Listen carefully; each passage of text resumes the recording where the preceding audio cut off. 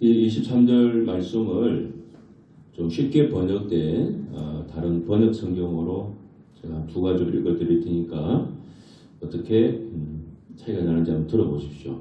먼저 새번역 성경 이렇게 나옵니다. 주님, 사람이 자기 운명의 주인이 아니라는 것을 제가 이제 깨달았습니다. 아무도 자기 생명을 조종하지 못한다는 것도 제가 이제 알았습니다. 이렇게 나옵니다. 그리고 이제 공동번역이 있습니다. 이거 한번 들어보세요. 여호와께서도 아시다시피 사람이 산다는 것이 제 마음대로 됩니까? 사람이 한 발짝인들 제 힘으로 내디딜 수 있습니까? 자, 이렇게 쉽게 번역된 거 들어보니까 우리 훨씬 더 이해가 잘 되죠. 오늘 이제 설교 제목이 인생은 내 뜻대로 안 된다. 그렇게 적었습니다. 여러분, 우리 사람의 인생이 저도 아주 오래 살아서 인생을 잘 아는 사람은 아니지만은 그저 들은 바에 의하면 어떻습니까? 우리 사람의 인생이 내 뜻대로 안 되는 경우가 더 많지 않습니까?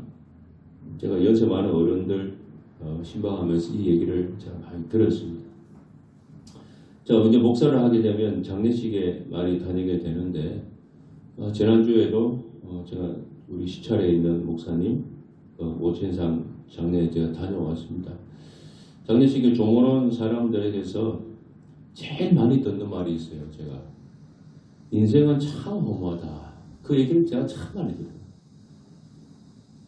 그리고 이 얘기를 저도 오신 분들한테 인생이 참 허무합니다 얘기하면요 다 공감합니다. 사람의 죽음 앞에 서면은 우리 인생이 참 더럽다, 참 허무하다 하는 생각이 많이 들어요. 내 뜻대로 일이 잘 안 풀린다고 해서 울고불고 할 필요도 없고 또 만사형통으로 잘 된다고 해서 자만해서도 안 됩니다. 왜냐? 사람의 인생은요 아무도 모릅니다. 운명의 주인이 우리 자신이 아니기 때문에 그래요. 이 운명, 우리 인생에 통제하고 주인이 나라고 한다면 내 마음대로 다 되겠죠.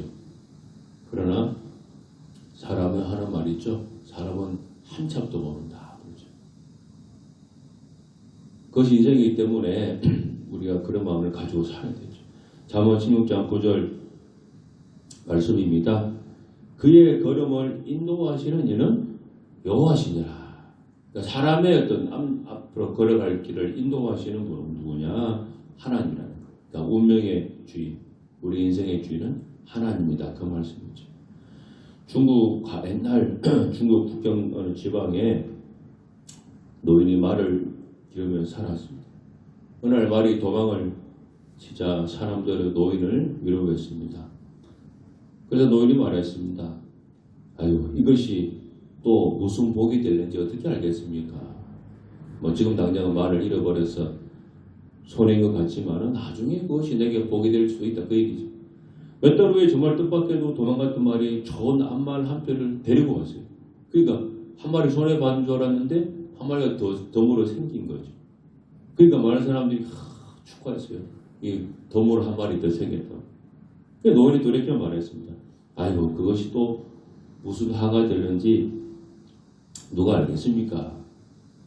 근데 정말 며칠 후에 노인의 아들이 그 말을 새로 데리고 말을 타다가 다리가 막 부러져 버렸어요. 그래도 노인은 상심하지 않았어요. 나중에 또 그것이 어떻게 될지 모르니까. 그리고 얼마 후에 전쟁이 일어났습니다. 그런데 다리가 부러진 아들은 전쟁에 나가지 않아도 돼서 목숨을 부지할 수 있었다고 합니다. 자, 이거 어떤 얘기입니까? 인생은 세옹지마와 같다고 하는데 바로 이 세옹지마 고사성어의 유래가 되는 바로 그 얘기입니다. 세옹지와 마, 이 마가 말맞자잖아요. 한 척도 모르는 세상사를 언급할 때 제일 많이 사용되는 고사성어입니다. 성경 말씀을 통해서 어떤 자세로 우리가 이 남은 인생을 살아가면 되겠는가? 제가 그 얘기를 좀 오늘 드리려고 합니다. 첫 번째는 오늘 일어난 일이 어떻게 바뀔지 알 수 없기 때문에 주님의 인도하심을 우리 믿어야 된다. 제가 그 말씀을 드리고 싶어요. 세웅지마와 같은 거. 여러분, 나에게 일어난 일이 주변에서 보기에는 괴로운 일이지만 나중에 그 일이 전화위복이 될 수 있습니다. 삶의 방향이라고 하는 것이 어떻게 흘러가게 될지 전혀 그 누구도 알 수 없어요.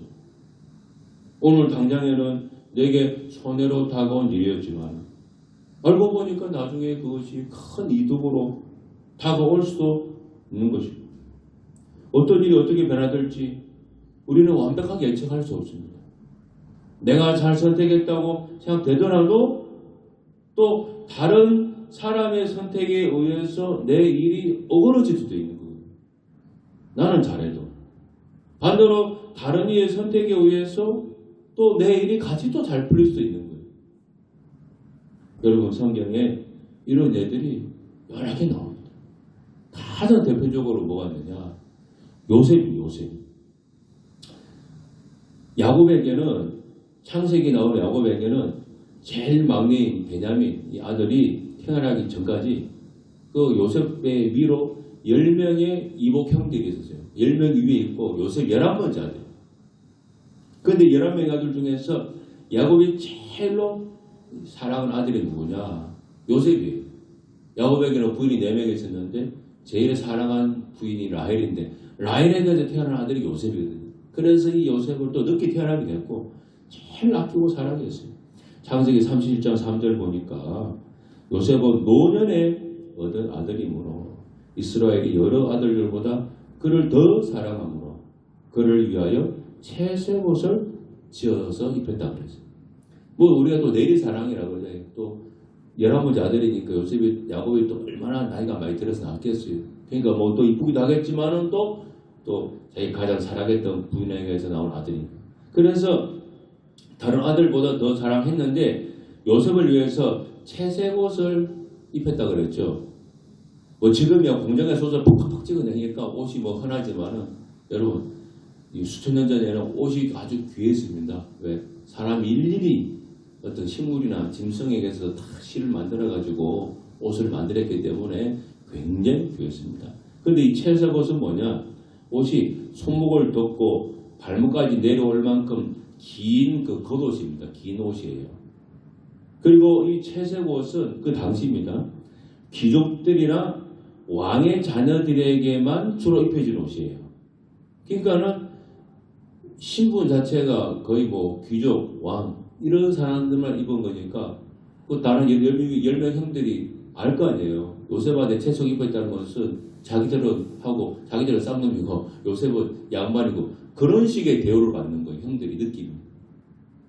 이렇게 야곱이 요셉을 다른 형들보다 더 사랑을 했고 그 표시로 채색 옷을 요셉에게만 입혔어요. 형제가 아침에 밥을 다 먹는데 우리 가족이 뭐 12명 있다고 칩시다. 아버지 아들 부인까지.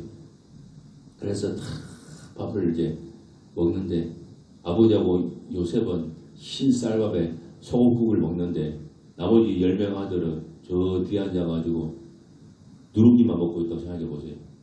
지금 그런 거예요. 그냥 완전히 매일. 그러니까 10명의 형들이 얼마나 속에서 참 그 시기와 질투와 또 분노가 있겠습니까? 또 이복형들이니까 패배가 심했어요. 기분이 안 좋았겠죠. 결국 나중에 큰 일이 벌어집니다. 형들이 요셉을 죽이려고 하다가 애굽의 노예로 팔아버리게 되고 그래서 채색 옷 입고 사랑받던 아들의 위치에서 노예로 절하게 돼요. 요셉이. 나중에는 누명을 쓰고 감옥에도 갇히게 됐습니다. 자, 여러분 이 객관적으로 볼 때 누가 봐도 요셉에게는 아주 안 좋은 일이 일어난 거예요. 객관적으로 봐도. 그렇죠? 노예가 되고 죄수가 됐어요. 그러나 요셉에게 일어난 안 좋은 일들이 나중에 어떻게 됐습니까? 요셉 애굽의 총리가 되는 그 기반이 된 거예요. 사실은. 그 통로가 된 겁니다. 형제고 다시 만나게 된 날에 자신에게 일어났던 일을 요셉이 이렇게 말했습니다. 창세기 45장 5절입니다. 당신들이 나를 이곳에 팔았다고 해서 근심하지 마소서. 한탄하지 마소서. 하나님의 생명을 구원하시려고 나를 당신들보다 먼저 보내셨나이다. 또 창세기 50장 10절입니다. 당신들은 나를 해하려 하였으나 하나님은 그것을 손으로 바꾸사 오늘과 같이 많은 백성의 생명을 구원하게 하시려 하셨나니. 그러니까 요셉이 이제 그렇게 자기 삶을 바라보고 있는 거예요. 노예가 되고 재소가 되었을 때 남들이 볼 때는 아이고 이거 큰일 났네, 이게 이런 화가 있나 라고 하실지 모르지만은 인생의 세움치만 하라 그랬죠. 오늘은 나쁜 일이 나중에 내일에 복이 될지 누가 한다 그랬어요. 근데 그것 때문에 요셉이 애굽의 총리가 되고 복에 대해서 자기 가족이 감옥에 들렸을 때 다 불러가지고 먹이 살려는 그 일을 하게 됐잖아요. 그래서 우리가 오늘 나쁜 일이 내일 좋은 일이 될 수 있고, 그래서 오늘 안 좋은 일이 있다 그래서 일희일비하지 말고 그저 하나님의 인도하심을 믿는 그런 자세가 필요하다. 요셉이 애굽에 내려 팔렸을 때만 해도 자신의 미래가 이렇게 바뀌리라고는 생각지도 못했을 것입니다. 그러나 선하신 하나님께서 요셉을 인도하고 계셨기 때문에 이런 결과가 가능했던 것입니다. 전화이복이라는 고사성어가 있지 않습니까? 화가 바뀌어 오히려 복이 된다. 이게 전화이복입니다. 전화이복은 중국의 역사서 사기의 관한열전에서 유래가 되었다고 합니다. 여러분, 이 세상의 역사에서도 전화이복의 일이 일어나는데 하나님을 믿는 우리 성도들은 하나님께서 인도해 가시고 또 목자이신 주님께서 가장 좋은 길로 우리를 인도하지 않겠습니까? 사망의 지몽골짜기 가시밭길을 통과하는 인생길도 있겠지만은 주님께서 인도하고 계시기 때문에 결국에는 불온전한 실마나 물가로 인도해 가신다는 거예요. 그래서 우리가 믿음을 놓지 않는다면 우리에게도 세움치마와 같은 전화이복 같은 일이 분명하게 일어난다는 거예요.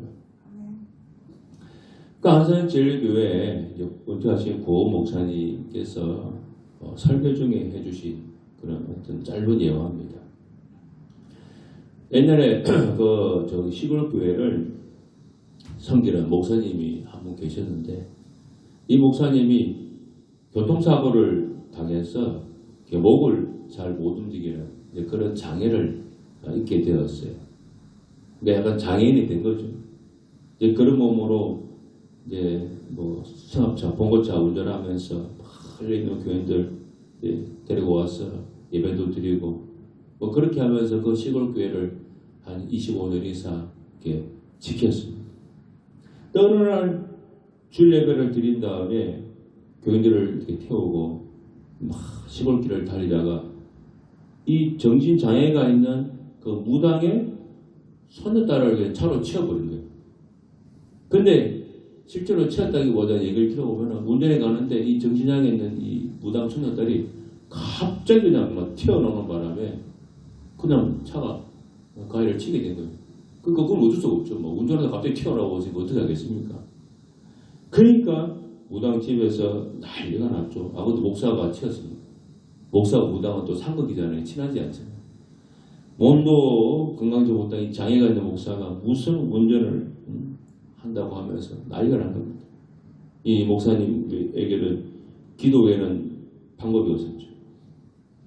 그래서 집으로 돌아가지 않고 교회에서 엎드려서 기도를 했습니다. 아이가 차에 부딪혀서 머리를 심하게 다쳤는데 장애를 입장해달라고 기도하고 또 합의금이 있어요. 합의금이 수천만 원에 그렇게 달라고 그랬대요. 사고 때문에. 몇십 년 전에 수천만 원이 얼마나 컸겠어요. 그러니까 하나님한테 기도할 수밖에 없죠. 시골교회 목사가 무슨 돈이 있어요. 그래서 교회에서 기도할 수밖에 없어요. 아이가 넉 달 만에 퇴원을 했어요. 그런데 이 무당 할머니가 나중에 합의금을 안 받겠다고 연락했어요. 왜 그런가 하면은 이 아까 무당 손녀딸이 정신장애가 있었다고 그랬잖아요. 근데 이 정신장애가 있는 아이가 교통사고 후에 정신이 그냥 온전히 돌아버렸다는 거예요. 정신이 멀쩡해져 버린 거예요. 좀 기적이죠.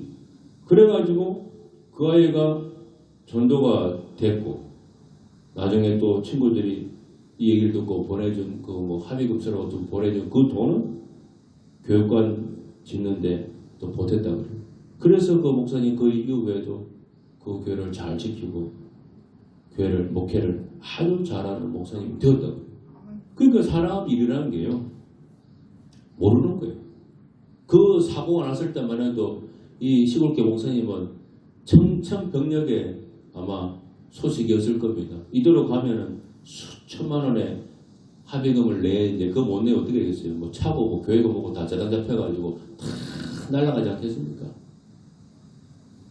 그리고 그 지역에서 목회가 되겠어요? 그만둬야죠.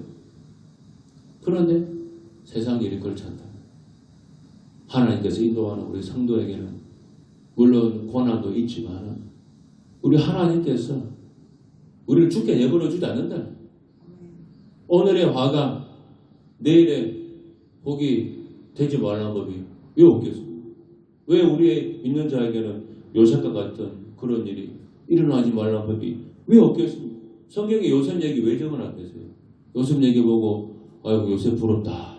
뭐 침 흘리려고 요셉 얘기 기록해뒀으면 그게 아니죠. 요셉이 얘기를 기록해둔 이유는 우리 그거 보면서 아이고 부러워 침 흘리고 그래 살려고 적어준 게 아니고 너희에게도 내가 이렇게 해줄 수 있다. 이래 될 수 있다. 그거를 보여주시려고 요셉 얘기를 기록해 두신 거예요. 그리고 두 번째는 좋은 일은 또 찾아오기 마련이라고 믿고 살아가셔야 됩니다. 항상 우리에게 부정적인 사건들만 안 좋은 일만 일어나는 것은 아니에요. 왜냐하면 내가 다시 어떤 선택을 내리느냐에 따라서 좋은 일이 더 많이 찾아올 수 있기 때문입니다. 우리는 당장에 일어난 일 때문에 다들 괴로워합니다. 금전적으로 힘들기도 하고 정신적으로 지치는 마음이 들어서 더 그럴 거예요. 하지만은 지금은 힘들더라도 믿음을 내가 가지고 이겨내고자 하는 마음을 갖는다면 여러분 인생에는요 반드시 좋은 일도 옵니다. 우리 이 세상 80년, 90년 살아가는 동안에 매일 안 좋은 일만 있다고 쳐보세요. 그런 세상 누가 살아요? 어떻게 살아요 사람이? 못 삽니다. 그래도 우리가 이 인생을 꿋꿋하게 살아가는 이유는 중간중간 행복한 순간이 있고 즐거운 일이 있고 그동안 힘들었던 과거를 다 잊게 해주는 그런 좋은 일이 있으니까 인생을 살아가는 거 아니겠습니까? 자식을 키우면서 얼마나 힘들어요. 그래도 그냥 자식을 내가 갖다 버리지 않고 끝까지 키우는 이유는 그래도 중간중간 자식이 주는 기쁨이 있으니까 물론 또 책임감도 있지만 그래서 자식을 또 낳고 또 낳으면서 살아가는 거 아니겠습니까? 그래서 여러분 긍정적인 태도를 꼭 가져보세요. 좋은 일은 또 찾아올 거라고 우리 스스로에게 자꾸 말해보세요. 가난한 가정에 사생아로 태어난 그 여자 아이가 있었어요. 외모는 평범했고 또 뚱뚱했습니다. 미국 사람 뚱뚱하잖아요. 학교에 가니까 흑인은 자기 분. 얼마나 흑인 차별이 심합니까? 9살 때 친척과 주변 사람들에게 그 어린 나이에 성폭행을 당해요. 14살 때는 아이까지 낳았어요. 위험으로. 근데 그 아이가 또 몇 달 만에 죽었다. 그러니까 정말로 한 인간이 겪을 수 있는 최대치의 고통을 겪었다고 할 수 있겠죠. 근데 이런 흑인 여자가 나중에 미국의 방송인이 되고 배우가 되고 세계에서 가장 영향력 있고 존경받는 인물이 됐습니다. 자, 이 여자 이름 들으면 알 분이죠. 누굽니까? 오프라 윈프리라고 하는 미국 여자 방송인입니다. 뚱뚱하게 생겼죠.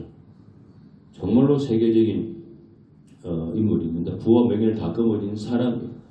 그러니까 자신의 나중에 이런 자신의 부끄러운 과거가 다 한번 알려지게 됐습니다. 유명해졌을 때.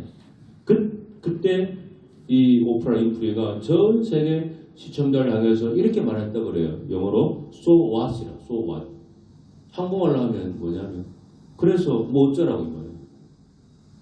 보통 사람 같으면요 유명해지면 이런 각을 다 숨기고 싶어 하잖아요. 사실 뭐 떳떳하게 드러낼 만한 과은 아니잖아요. 성폭행 당하고 애까지 났으니까 청소년 지기. 근데 이게 확 드러났을 때 이 사람은 숨지 않고 당당하게 그래서 뭐 어쩌라고 그렇게 얘기했잖아요. 지나간 과거에 매여서 내가 분노하고 두려워하고 염려할 필요 있냐. 이미 다 지나간 일이 일어난 일인데 뭐 어쩌란 말이에요. 그냥 당당하고 자신감 있는 태도만 아니에요. 이미 다 지나간 일이고 이미 일어난 일이고 내가 어떻게 할 수 없는 일인데 그거 어떻게 뭐 어쩌란 말이냐. 그럼 뭐 어쩌라고 뭐 어떻게 하란 말이냐. 그 얘기예요. 과거에 매이지 말고 미래로 나가라. 미래로 나가라. 앞으로 좋은 일이 있을 거다. 긍정적인 태도를 가지고 미래로 그냥 쭉쭉 뻗어나가라는 거예요. 할 수 있는 만큼 노력을 했고 일이 잘 되면 당연히 기쁘겠지만 안 되는 경우도 많잖아요. 내가 100을 노력했다고 100을 받는 건 아니잖아요. 어떤 때는 많았을 때도 있지 않습니까? 실망당하고 기운내 빠지겠지만 그렇다고 어쩌겠어요. 안 되면 안 되는 대로 그것을 받아들이고 다시 시작하는 긍정적인 삶의 태도가 중요한 거예요. 어떻게 이 세상 일이 내가 원하는 대로 항상 그 뜻대로만 잘 되겠습니까? 뭐 그렇게 되면 이 세상에 재벌 안 될 사람 누가 있어요? 재벌 안 될 사람. 세상 일이 그렇지 않습니다. 세상은 불공평하고 내 마음대로 안 돼요. 예수님께서 항상 기도를 하되 낙심하지 말라고 하셨던 말씀도 같은 맥락이에요.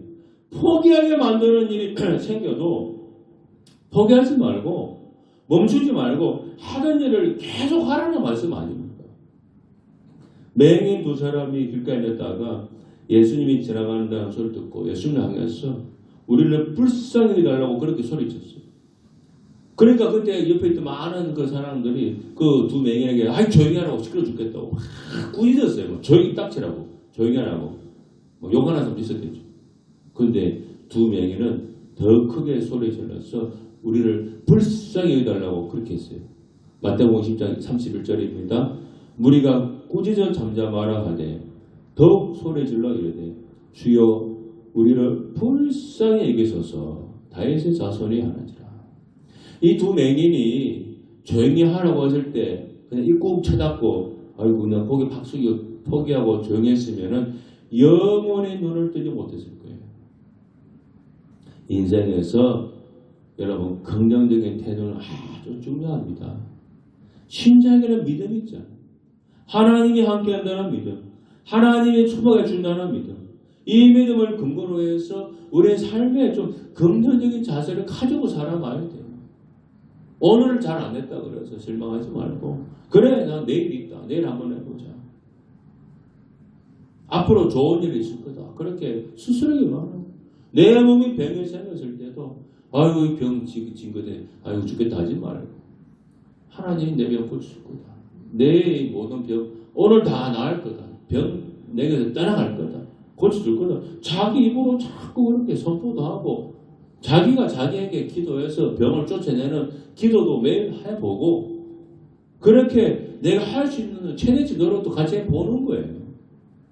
그러면 주님이 기특해 해서라도 여러분 들어주지 않겠습니까? 저렇게 애를 쓰는데 사람 부모도 자식이 그냥 어떻게 해보려고 애를 쓰면은 정말 마음이 안쓰러워서라도 어떻게 해주려고 하는데 하나님 아버지께서 우리 믿음의 성도가 저렇게 애쓰고 막 노력하는데 그거 왜 들어주지 않겠습니까? 이번 파리 올림픽에서 태권도 금메달을 딴 선수가 있습니다.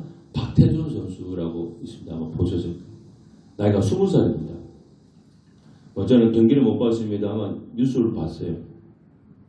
근데 이 20살 나이인데 이 박태준 선수가 정말로 그동안 8년 만에 우리가 금메달에 태권도 없었는데 이번에 금메달을 따서 아주 뉴스가 크게 나왔습니다.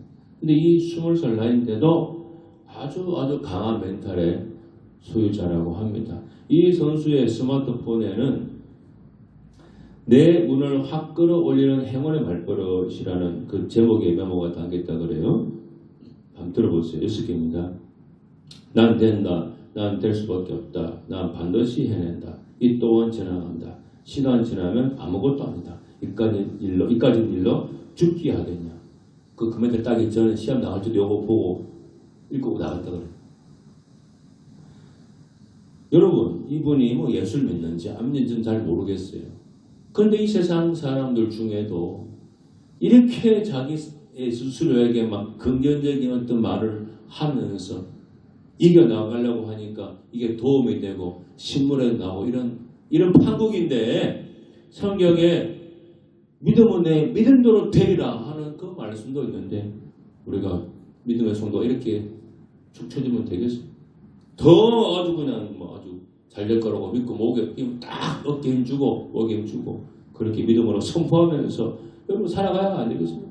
지금 내 삶에 일어나는 이런 남들 보기에 내설만 하면 이런 삶이라 할 상황이라 할지라도 하나님이 복 주시고 하나님이 영토케 하시고 하나님은 잘되게 하실 거다 이렇게 막 소리치고 외치면서 당당하게 하나님 나 도와줄 거야. 잘 될 거야. 난 될 거야. 할 수 있다. 하면 해보자. 막 그렇게 외치면서 믿음으로 나가야 되지 않겠습니까, 여러분? 그렇게 해야 돼요. 그렇게. 하나님 그렇게 하면 도와준다고 약속하셨지 않습니까? 여러분, 오늘 이후로 꼭 그렇게 한번 믿음으로 당당하게 선포하고 외치면서 또 그런 삶의 자세로 살아갈 수 있기를 제가 부탁을 드리겠습니다. 기도하겠습니다. 하나님 아버지, 믿음은 다 됩니다. 긍정적인 삶의 자세, 믿음의 자세, 하나님이 내 삶에 인도한다. 저나 이복의 삶이 된다. 하나님 그 믿음으로 사는 우리 예글교회 성도들 되게 하여 주옵소서. 예수님 이름으로 기도드립니다.